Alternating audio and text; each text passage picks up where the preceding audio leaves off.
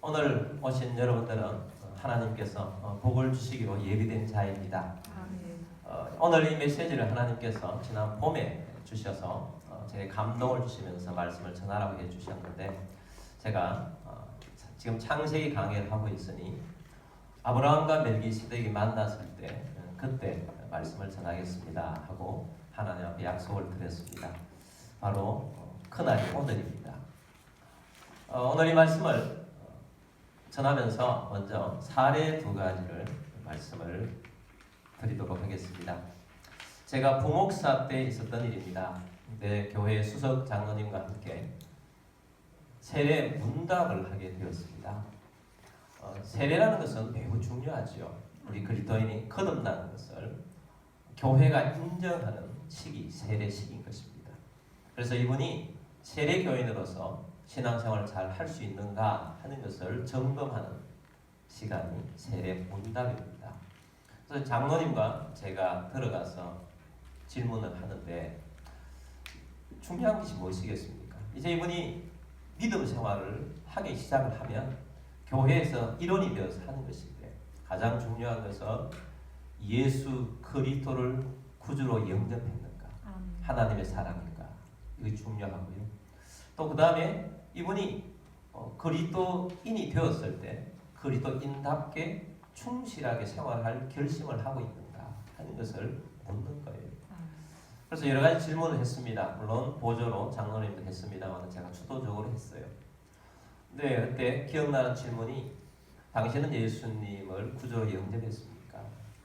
이 질문하고, 그 다음에 구주로 영접했으면 신앙생활을, 예배생활을 열심히 하겠습니까? 하고 또 질문을 하고, 그 다음에 당신의 재정관, 하나님이 말씀하셨던 11조를 하시겠습니까? 이런 점검을 했습니다. 근데 그때에 세례받을 사람들이 굉장히 많았어요. 그래서 하다 보니까 1시간이 넘어서 잠시 10분 쉬는 시간을 가지게 되었습니다.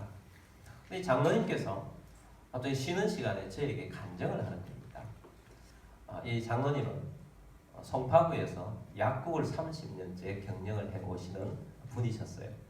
자, 이분이 저에게 이런 이야기를 합니다. 목사님, 오늘 목사님이 질문을 이렇게 하시는 걸 보면서 제가 30년 전에 생각이 났습니다. 제가 30년 전에 지금 있던 자리에 약국을 개업을 했는데, 그때 참 어렵게 개업을 했어요. 어렵게 개업을 해서 한 달 동안 운영을 하고 결산을 했는데 아무리 해도 자금이 되질 않는 겁니다. 그래서 11조는 나중에 좀 이익이 되면 그때 해야 되겠다. 그렇게 마음을 먹고 11조를 따로 떼놓지 않고 이제 그날 결산을 마쳤답니다. 근데 바로 그날 약국에 도둑이 들어왔어요. 근데 너무 깜짝 놀랍게도 만약에 11조를 했다면 11조를 해야 할 만큼의 액수만큼 도둑질을 해갔다는 거예요. 그래서 깜짝 놀라가지고 회개하고 그날 이후로 지금까지 제가 열심히 11조 생활하고 지금까지 신앙생활을 잘 해나왔는데, 목사님이 질문을 하시는 것을 보면서 내가 30년 동안 인생을 되돌아봤습니다. 근데 그날 이후로부터 한 번도 적자난 적도 없고 재정이 어려워서 힘들다고 말해본 적도 없고, 내가 큰 부자는 아니지만 그렇다고 해서 가난하지도 않습니다. 누가 달라고 하면 툴 수 있을 정도로 이렇게 풍족하게 살고 있고, 또 제 아내도 저도 우리 아이도 한 번도 아파서 병원 간 적도 없고 병원에 가서 돈 쓴 적도 없고, 또 우리 애도 지금 교육비가 많이 든다고 하는데 지가 알아서 스스로 잘해서 교육비도 별로 안 들고 지금까지 이렇게 살아나오는 것이, 이것이 하나님께서 주신 형통함이고 이것이 하나님이 주신 복이 아니겠습니까? 그렇게 말씀을 하시는 거예요. 감사한 간증이죠. 오늘 우리들이 영적으로는 많은 열매를 거둬야 되겠지만 육신적으로만 본다면 그 장로님처럼 재정이 풍성하고 또 아프지 않고 병 가지 않고 가족들이 하나님의 뜻 가운데 형통하게 잘 진행된다면 그것이 바로 큰 은혜요, 큰 복인 것입니다. 그래서 그 장로님이 그런 간증을 하셨어요. 두 번째 사례는 참 안타까운 사례였어요. 지금도 생각하면 가슴이 먹먹해지는 그런 분의 이야기입니다. 저희가 김포에 오고 맨 처음에 저희 집을 중개해 주셨고 한 1년 반쯤 이후에 저희 교회를 중개해 주신 부동산 사장님이 계십니다. 교회를 중개해 주고 이제 계약을 끝마친 다음에 제가 이 사장님에게 정중하게 권면을 했습니다. 사장님도 이제 교회 다니시면 참 좋겠습니다. 우리 교회 나오세요. 예수님을 믿으십시오. 그렇게 권면을 했어요. 그렇게 권면을 했더니 빠르게 대답을 해주시는 거예요. 제가 교회 이분이 계약한 곳으로 이전하시게 되면 제가 그때부터 교회 다니겠습니다. 얼마나 기분 좋은 소리예요. 한 1년 반 정도 저희 집에서 예배를 드리고 있는 차였는데 바로 그 다음 주에 집에서 예배 드리고 있는데 그분이 딱 나타나셔서 예배를 함께 드렸어요. 예배 후에 그분이 그렇게 이야기합니다. 이왕 교회 다니기로 결심했는데 그때 이사를 가서 신앙생활을 하든 지금부터 하든 무슨 상관이겠습니까? 그래서 결심했을 때 신앙생활을 하렵니다. 하고 그때 이후로부터 열심히 신앙생활을 하셨어요. 그 부동산이 바로 우리 그 당시에 집에서 나오자마자 바로 코너 부분에 있었는데 제가 버스를 타고 가려고 어디 나가려고 하면 반드시 그 부동산 앞을 지나게 되어 있어요. 그분이 교회 나오시고 나서 얼마 있지 않아서 제가 서울을 가는데 버스를 타고 가야 되겠다 하는 그런 마음을 가지고 그 앞을 지나가는데 보니까 사장님이 계세요. 그래서 문을 열고 인사를 드렸더니 목사님 차 한잔 하고 가시라는 거예요. 그래서 바쁘지만 커피 한 잔 대접을 받으면서 앉아있는데 갑자기 질문을 하는 겁니다. 목사님 11조가 뭐예요? 갑자기 질문을 하는 거예요. 그때 제가 대답을 바로 하지 못한 것에 대해서 내가 얼마나 많은 회개를 했는지 모릅니다. 또 회개하고 또 회개하고 후회하고 후회하고 그것이 바로 그때 제가 바로 대답을 하지 않았어요.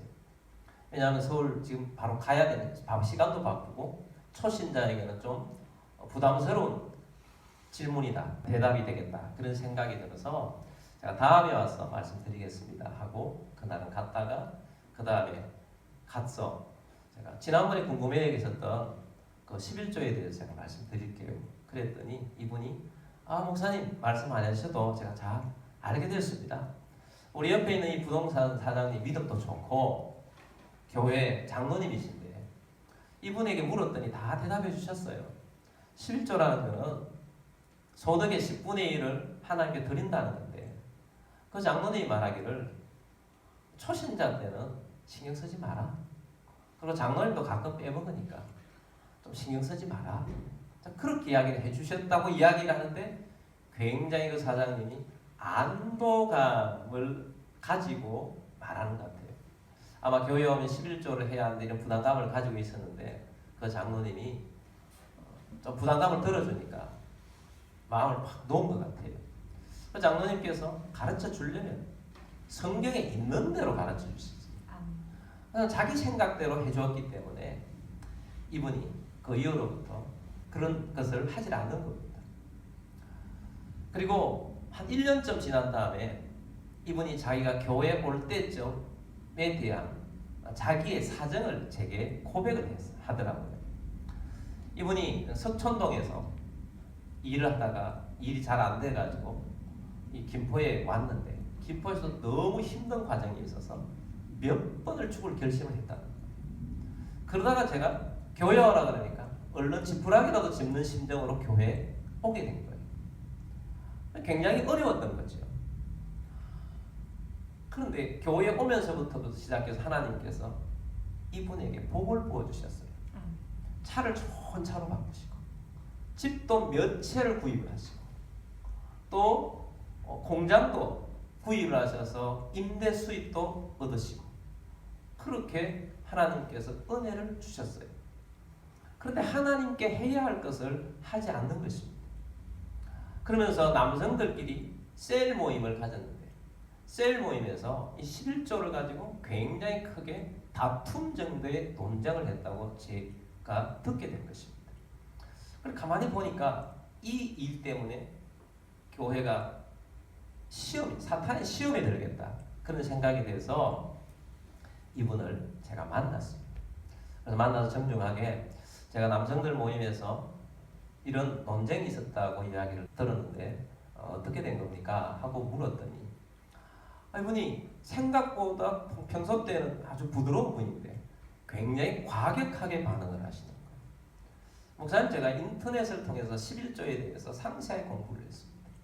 여러분, 인터넷이라는 것은 정보의 바다 아닙니까? 좋은 정보도 있고 나쁜 정보도 있는데 나쁜 정보를 취합하면 나쁜 것이 되는 거예요. 그래서 인터넷에 있는 정보는 그 정보를 가지고 분별할 수 있는 능력이 있어야 돼요.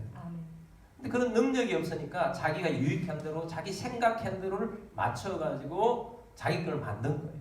그것을 가지고 다른 남성들에게 이야기를 하니까 다른 남성들이 그건 아니다. 하나님 말씀대로 해야 된다. 그렇게 하니까 논쟁이 크게 붙은 거예요. 근데 제가 이제 그 이야기를 하니까 그 논쟁 붙은 감정을 가지고 나한테 대한 것 같아요. 별말 하지 않았는데 과격하게 이야기를 하세요. 그래서 하지 않아도 될 말까지 하는 거예요. 만약에 내가 11조를 하지 않아서 벌을 받는다면 내가 벌을 받을 거고 저주를 받으면 저주를 받을 겁니다. 갑자기 그런 이야기를 해서 잠깐 스톱하십시오. 하나님이 이 이야기를 듣고 계신데 취소하세요. 그 이야기. 내가 몇 번 취소하라고 그랬어요. 취소하세요. 그 이야기 취소하세요. 그러니까 더 한 거예요. 내가 지금 말하는 것보다 몇 배나 강도나 더 높게 이야기를 하는 거예요. 자기는 11조는 안 드려도 11조만큼은 안 돼도 감사헌금을 하고 있다는 거예요. 그러면서 정당화를 시키는 거죠. 하나님의 있는 말씀을 인정하지 않는 거예요. 여러분, 이것은 우리가 신앙생활에서 굉장히 중요한 것 중에 하나가 하나님의 말씀은 하나님의 주권이에요. 주권은 인간이 변개할 수가 없는 거거든. 11조를 가지고 내가 11조만큼은 안 돼도 감사헌금을 내 마음에 할 만큼 한다는 거예요. 그건 자기가 변개한 거죠. 여러분, 이 세상이요 딱 두 가지예요. 신본주의냐 인본주의냐. 사람의 개인에게는 내가 주인이냐 하나님이 주인이냐 이 문제거든요. 근데 이분이 자기가 주인처럼 이야기를 하는 거죠. 하나님이 주권을 가지고 하나님 말씀하신 것입니다.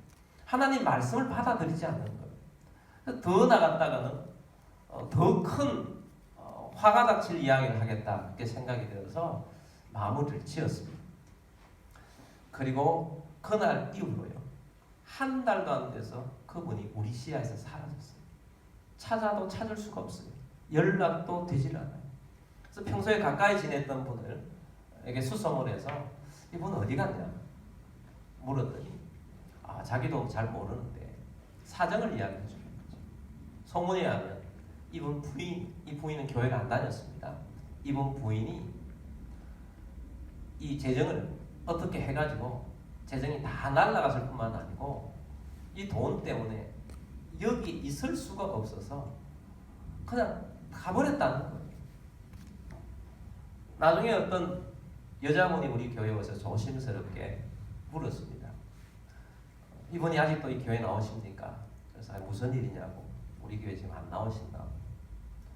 그랬더니 자기가 그분 부인하고 큰 돈이 걸려 있는데 찾고 있는데 자기만 찾고 있는 거야. 그런 사람이 여러 사람이 있다. 나중에 소문을 들으니까 이분은 자기 누나 집에 얹혀 살고 있고 또 부인은 부인대로 아이와 함께 작은 방 하나 얻어가지고 어딘가에 살고 있다는 이야기만 겨우 들었어요. 너무 안타까워요. 저는 그 사건을 경험하고 난 다음에 사실은 그분을 생각하면 가슴이 지금도 먹먹해요. 왜냐하면 제가 개척을 하고 남자로서는 처음 전도한 사람이에요. 특별한 의미가 있고 그런 분인데 그렇게 되고 나니까 너무 가슴이 먹먹하고 지금도 찡해요. 제발 하나님 앞에 그때 일을 회개하고 돌아왔으면 좋겠다. 그 마음도 있고요. 다시는 우리 교인들에게는 이런 일이 발생하지 않도록 내가 잘 해야 합니다. 그 마음을 결심하게 됩니다. 우리가 신앙생활하면서 재물과는 뗄래야 뗄 수 없이 살아가고 있어요. 그래서 우리는 하나님이 원하시는 성경적인 재물관을 가지는 것이 매우 중요합니다. 그래서 하나님께서 성경적인 재물관을 가지고 살아가는 사람들에게 하나님께서는 은혜를 베풀어 주세요. 그래서 하나님께서 그 은혜를 베풀어 주시는 그 재물관이 있는데, 특별히 우리가 예수를 믿는다, 하나님을 믿는다 하는 것은 어떤 하나님을 믿는 거예요? 우리가 신앙의 관점에서 어떤 하나님 믿느냐? 우리는 창조주 하나님 믿습니다. 그리고 또한 구원자이신 예수님을 믿습니다. 근데 이 창조주 하나님, 구원자 예수님 다 보면 우리의 소유권이 주님께 있음을 보여주는 거예요. 소유권이 중요한 것입니다. 먼저 구원자 예수님에 대한 말씀을 드릴게요. 제가 예수님을 영접하고 난 다음에 굉장히 많은 인식의 변화가 생겼어요. 완전히 180도 바뀐 인식의 변화가 생긴 거죠. 내가 이전에는 내 마음대로 생활했어요. 내 생각대로 생각해요. 내게 있는 건 다 내 거라고 생각하고 그렇게 삶을 살았단 말이에요. 근데 예수님을 믿고 나자 예수님이 나를 위해서 피를 흘려주셨고 그 피로 말미암아 내가 구원을 받았는데 나는 주님께서 피로 값주고 산 하나님의 자녀가 되었다는 거예요. 굉장히 중요한 말이 피로 값주고 샀다는 거예요. 이전까지는 내가 내 마음대로 살았던 내 자체를 주님께서 피로 나를 사셨으니 나의 소유권은 누구에게 있느냐? 주님께 있다는 거죠. 내 소유권은 내게 있는 것이 아니고 주님께 있다. 그럼 내가 가지고 있는 모든 것들도 다 소유가 누구냐? 내 소유가 아니고 주님 것이라는 거예요. 그 주님이 다 가지고 계시니 그때부터 저는 예수를 믿자마자 얼마 있지 않아서 이런 인식의 변화가 확실하게 생겼어요. 그러니까 내게 있는 모든 것들이 다 주님의 것이에요. 그래서 주님의 것이니 주님이 쓰시고자 하면 주님의 것인데 주님 마음껏 사용하십시오. 그것에는 재능도 주님의 것이고 내 가족도 주님의 것이고 내 재물도 다 주님이 주시어서 주님의 것이고 내 남은 인생도 다 주님의 것이에요. 주님 손에 달려있어요. 소유권이 주님께 있구나 하는 것을 깨닫고 난 다음에 주님이 원하신다면 무엇이든 다 주님 앞에 사용되기를 원합니다. 그래서 주님 내 재능을 쓰시렵니까? 주님 마음껏 쓰십시오. 내가 힘이 다 닿는 날까지 내가 주님 앞에 재능을 들여서 주님 앞에 쓰임받게 되기를 원합니다. 주님 내 자녀들도 다 주님 것이라고 하고 주님 내게 잠깐 맡겨주실 때 잘 키우라고 하신 것 최선을 다해서 기도하며 키우다가 또 주님이 사용하실 때 되거든 주님 마음껏 자녀들 사용하십시오. 다 주님의 것 아닙니까? 다 주님의 것이에요. 그래서 우리 주님 앞에 소유권이 주님께 있다는 인정이 되어지니까 내가 하나님 앞에 거절할 게 노라고 할 게 아무것도 없어요. 주님 말씀하시면 yes. 주님 오케이입니다. 주님 다 가지십시오. 주님 이렇게 하십시오. 이렇게 되는 거죠. 근데 알고 봤더니 구원받을 때 피로 값주고 사서 그때 내가 주님의 것이 된 줄 알았더니 창조 때부터 나는 내 것이 아니고 태어날 때부터 내 것이 아니고 본래가 하나님의 것이었어요. 하나님이 천지를 창조하셨고 하나님이 그 가운데 만물을 창조하셨고 하나님 필요한 모든 것들을 다 창조한 우주 만물이 다 누구 것? 하나님의 것이에요. 다 하나님의 것이었는데 그냥 타락해서 내 것인 줄 알고 살다가 구원받고 보니까 주님이 사셨구나 이렇게 된 거지. 본래는 다 하나님의 것이었어요. 창조주 하나님의 것, 소유가 하나님에 있다는 것을 깨닫게 된 거지. 더더군다나 타락한 우리 인생들은 살아도 대부분의 인생들은 100년을 다 못 채우고 삽니다. 우리 인생들이 100년을 다 못 채우고 살아가는 우리 인생들이 올 때도 빈손으로 왔다가 갈 때도 다 빈손으로 왔어요. 이 땅 가운데 사는 동안에 하나님이 주신 것 가지고 살지 않습니까? 하나님이 주신 것 가지고 살기 때문에 이 땅에 사는 동안에는 하나님이 주인이시고 내가 주인이 아니고 하나님이 주인이시고 우리는 하나님의 청지기로 산다는 거예요. 청지기로 열심히 하나님 앞에서 살다가 우리는 주님 앞에 가는 것입니다. 그래서 이런 관점을 가지게 된다면 틀림없이 바른 재물관을 가지고 살아가는 것입니다. 욥이 바른 재물관을 가지고 있었잖아요. 욥이 동방의 큰 부자였는데 사탄이 시험한다고 다 빼앗아가 버렸잖아요. 나중에는 거지도 그런 거지가 없을 정도가 되었는데 욥이 고백을 한 내용입니다. 욥기서 1장 21절 말씀 보겠습니다. 이르되 내가 모태에서 알몸으로 나왔사온즉 또한 알몸이 그리로 돌아가올지라. 주신 이도 여호와시요 거두신 이도 여호와시오니 여호와의 이름이 찬송을 받으실지니라 하고. 욥이 고백하지요. 알몸으로 나와사온즉 알몸으로 돌아갑니다. 주신 이도 여호와시고 거두신 이도 여호와시. 내가 지금 없지만 여호와의 이름을 찬송합니다. 이런 마음을 가지고 살았기 때문에 욥이 그 어려운 시험을 이겨내고 하나님께서 그 전에 있었던 때도 동방에서 제일 부자였는데 2배의 복을 하나님께서 부어 주셨지 않습니까? 그래서 하나님께서는 하나님 앞에 바른 재물을 가지고 살도록 하나님께서 우리에게 말씀해 주시고 또 우리가 그렇게 살도록 하신 거예요. 자, 하나님께 모든 재물이 다 소유권이 있는데 그 소유권을 가진 우리 하나님께서 우리에게 이 땅 가운데 살도록 하나님이 재물을 주셨는데 감사함으로 하나님이 하나님 것의 소유권을 인정하는 것을 하나님께 드리는 표가 11조예요. 감사함으로. 그래서 감사함으로 하나님 앞에 10의 1조를 드리면서 너희는 살라라고 하나님 말씀하신 거죠.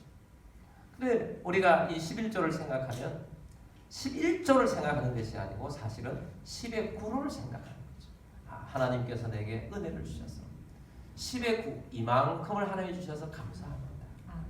그러면서 하나님 본래 하나님이 것인데 하나님의 소유권을 인정합니다. 하나님이 주권을 가지고 있습니다 하고 드리는 것이 11조예요.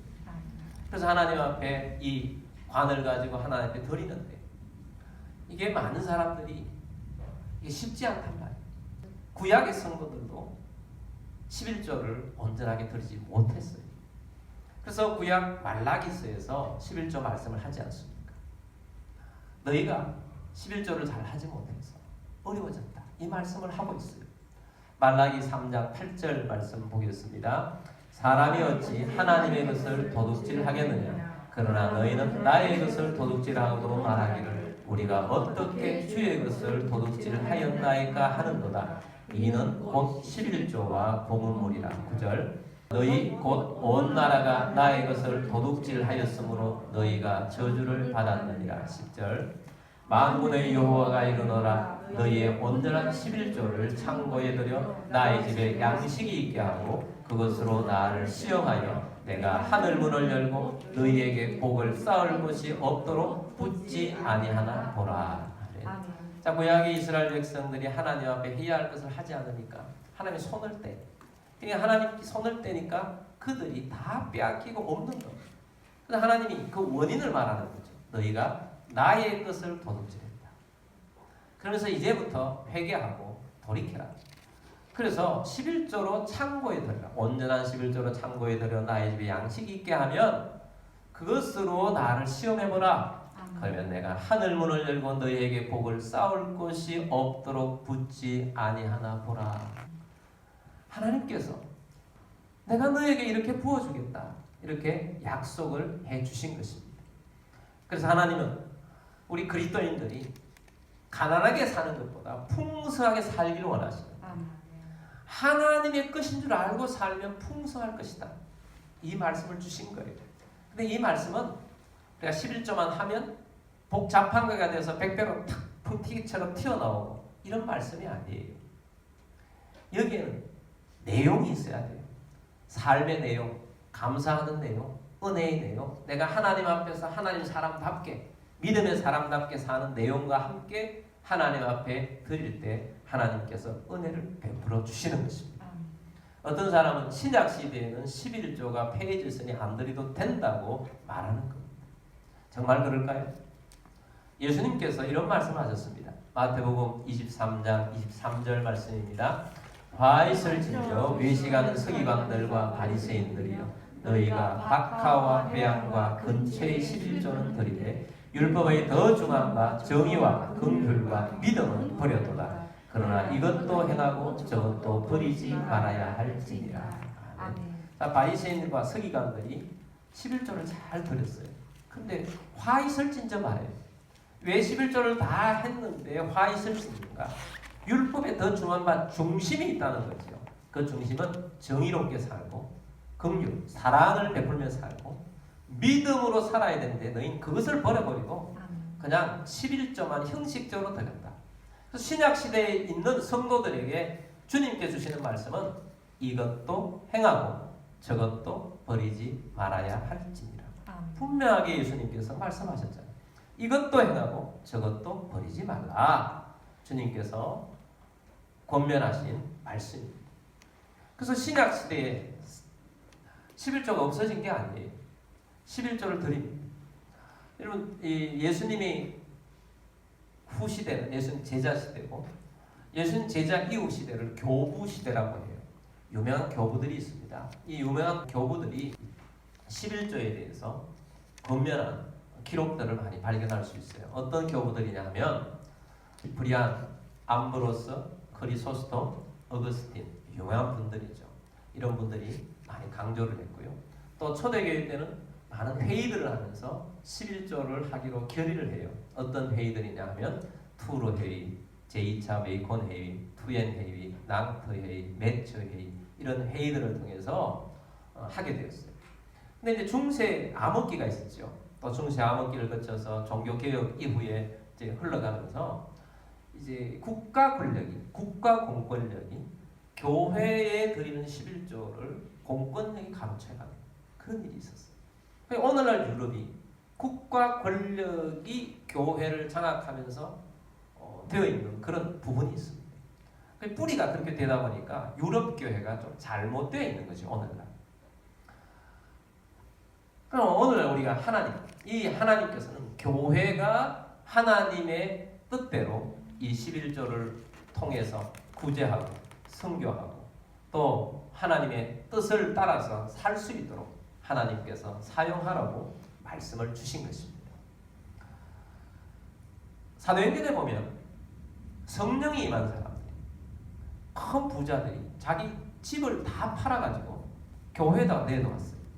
그래서 교회는 그 돈을 가지고 가난한 자들이 다 같이 잘 살 수 있도록 한 아름다운 그런 모습이 사도행전에 나타나 있습니다. 성령이 임하면 오늘날도 그런 일이 일어납니다. 그냥 아름다운 공동체가 되는 거죠. 그러나 그것이 아무리 아름답다고 해서 그것을 제도화시킬 수는 없는 거예요. 제도화시킨다는 억지로 거두는, 억지로 다 빼앗아서 하는 거죠. 그게 뭐죠? 억지로 다 빼앗아서 공평하게 나누자. 많이 듣던 이야기 아니에요? 그게 공산주의예요. 근데 교회는 그렇게 하지 않습니다. 성령에 받아서 자원하는 마음으로 10에 10을 드리든 10에 9를 드리든 그거는 성령에 감동받은 사람의 본인의 자원하는 뜻에 의해서 하는 거지 제도화시키진 않습니다. 근데 구약이나 신약이나 동일하게 제도화된 것은 11조예요. 그건 기본 베이스라는 것입니다. 11조는 율법이 아닙니다. 모세 때 율법으로 11조를 하라고 명령을 해줬기 때문에 율법은 폐해졌으니 율법이라고 말합니다. 근데 우리가 오늘 읽었던 본문, 우리가 지난주 보았던 본문은 아브라함이 멜기세덱, 하늘에 지극한 제사장인 멜기세덱의 11조를 드렸어요. 이것은 율법이 아니라 하나님과 우리 사이에서 주권, 소유권에 관계된 문제라는 거죠. 근데 옛날이나 율법 시대나 신약 시대나 오늘날 이 시대나 할 것 없이 하나님과 우리 사이에 소유권은 누가 가지고 있는가? 그거를 하나님은 제도화시킨 것이 11조다라는 것을 말씀을 하고 있는 것입니다. 오늘날 우리 신약 시대에 사는 사람들은 은혜가 넘쳐서 좀 기준을 높여서 사는 사람들도 제법 있습니다. 그 중에 한 사람을 소개하고자 합니다. 제가 잘 아는 분입니다. 제가 어릴 때 저희 집에 어머니께서 수요 예배 마친다 하면 어떤 특별하게 생기신 키가 굉장히 크신 분을 함께 오셨어요. 그분이 굉장히 인상적으로 생기셔서 제 인상이 굉장히 남아있는 겁니다. 그분이 우리 어머니에게 우리도 굉장히 어려울 때였는데 10만 원을 빌려 가셨어요. 그래서 어머니께서 그렇게 말씀해 주시더라고요. 이분은 굉장히 착하고 신앙도 좋은데 너무 가난해서 그렇지만 믿을만 하신 분이기 때문에 빌려드린다. 이런 말씀을 하셨어요. 그리고 세월이 또 흘러서 제가 청년이 되었습니다. 대구에서 청년들이 그때는 교회 연합 행사들을 제법 했었어요. 교회들끼리 모여서. 근데 이제 그렇게 하려고 하면 뭔가 회비를 내야 되는데 청년들이 재정이 부족하니까 어딘가로부터 좀 공급을 받아야 돼요. 근데 어디로부터 공급을 받아야 되는데 누군가가 그런 이야기를 하는 거예요. 누구한테 찾아가면 그분은 굉장히 많이 주신다. 그리고 거절하는 법이 없다. 그 이야기를 하는데 그분 이름과 어릴 때 돈 빌려간 분하고 이름이 똑같은 거예요. 그래서 제가 알아봤어요. 그 동일인 거죠. 근데 그분이 그 이후로 사업을 하시며 살면서 사업이 잘 되시는데 언제부터 그렇게 했는지 모르지만 이분은 10의 5조를 하나님께 드리고 산다는 거예요. 11조는 하나님께 드리고 10의 4를 가지고 뭐 누구든지 어려운 데 있으면 어려운 데 돕고 또 필요한 데 있으면 필요한 데 또 가난한 자에 있으면 가난한 자도 돕고 구제하고 또 선교하고 이렇게 사니까 얼마나 넉넉한 삶을 살겠어요. 이분은 하고 한 제가 30년 전에 같은 교회에서 사역을 하게 되는데요. 정말 예수님 향기가 막 나요. 정말 겸손하시고 늘 기도에 무릎을 꿇고 늘 우리 앞장 세워서 무엇이든지 하라고 합니다. 그래 참 좋으신 분인데 30년 전에 이분이 하나님이 주신 10분의 5, 2분의 1만 가지고 사는 거 아니에요? 2분의 1만 가지고 사는데 이분의 자산이 80억이라는 거예요. 참 놀랐어요 그때. 저는 그 어릴 때 그 사건들 보면서 알잖아요. 저희 어머니가 이쪽에 이제 김포로 오시고 난 다음에 가끔 전화가 오세요. 안부 전화를 하세요. 안타까워하시면서. 참 귀하신 분이에요.